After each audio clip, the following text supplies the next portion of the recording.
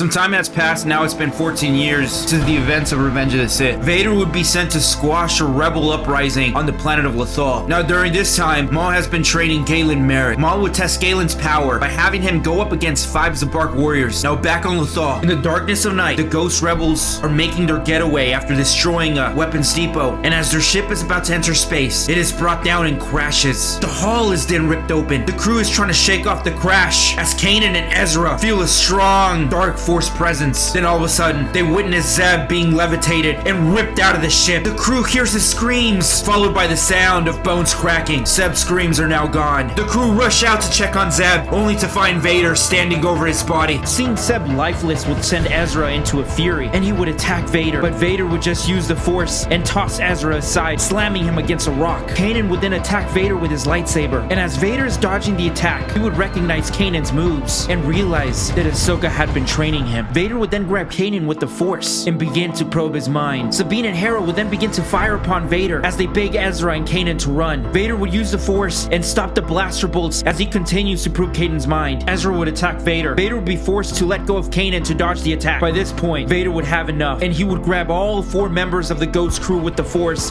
and begin to Force choke them. He would demand that they tell him where Ahsoka was, and Ezra would give in and tell Vader that he could contact Ahsoka. Vader would release Ezra and cause the others to pass out. Vader and Ezra would walk inside the Ghost ship, and Ezra would activate the Volcarum frequency as Vader uses his Imperial code cylinder to track the frequency back to the planet of Acto. Ahsoka would answer, but Vader would quickly shut it off. Ezra would tell Vader that Ahsoka was with another Jedi named Obi-Wan and his family. Hearing the words Obi-Wan's family would piss Vader off. He would storm out of the ship, leaving Ezra inside. And as Vader is walking away, he would stop. Vader can't risk them warning Ahsoka. He would turn around and use his Force lightning to destroy the Ghost crew. He then uses it on the ship with Ezra still inside and causes it to blow up. Vader would leave and travel to the planet of Ahch-To to face Ahsoka and Obi-Wan. Now back at the blown up Ghost ship, a burned Ezra with yellow eyes would crawl out on the planet of Ahch-To. Middle of the night, Obi-Wan wakes up in terror as he feels a dark presence. He rushes out of his hut into the darkness with lightsaber in hand to investigate. He senses pain and anger and immense power all around him. He doesn't see anything. The darkness is too overwhelming. He can't pinpoint it. Then, Obi-Wan's saber is ripped out of his hand as it disappears into the darkness. Obi-Wan is then tackled to the ground by Vader. As he begins to ground and pound him, Vader is frantically asking Obi-Wan where his children were. As he continues to wail on Kenobi's face, Padme runs out of Kenobi's hut and begs Anakin to stop. Vader would look at her, and he's about to reach out with the Force to Force choke her. A child, no older than 7, also walks out of the hut. Vader looks at the youngling, then down at Obi-Wan, then at Padme. Vader knows it's their child. Vader would get up, leaving a nearly unconscious Obi-Wan on the ground, and start to walk towards the youngling. Padme would attack Vader with a dagger, but he pushed her aside with the Force. And as he's getting closer to the youngling, he lights up his lightsaber. He tells Obi-Wan that he had taken his family, now he will take his. The young child looks at Vader confused and scared. Vader hears Padme's screams calling the child Ben, and as Vader's about to strike the youngling down, Vader's crimson saber is stopped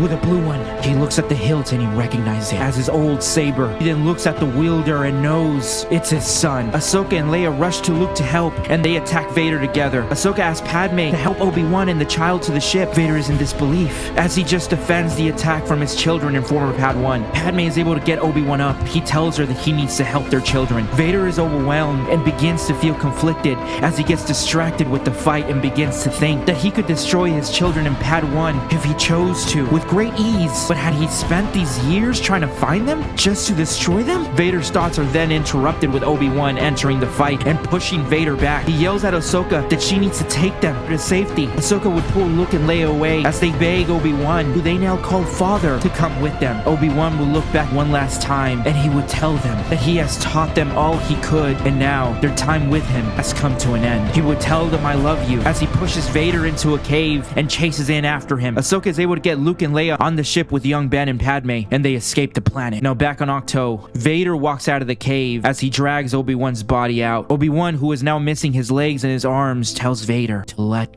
go. Obi-Wan's body then disappears as it becomes one with the Force. Now this is the last part of what would have been the first movie. Subscribe if you want to see what happens in the next chapter.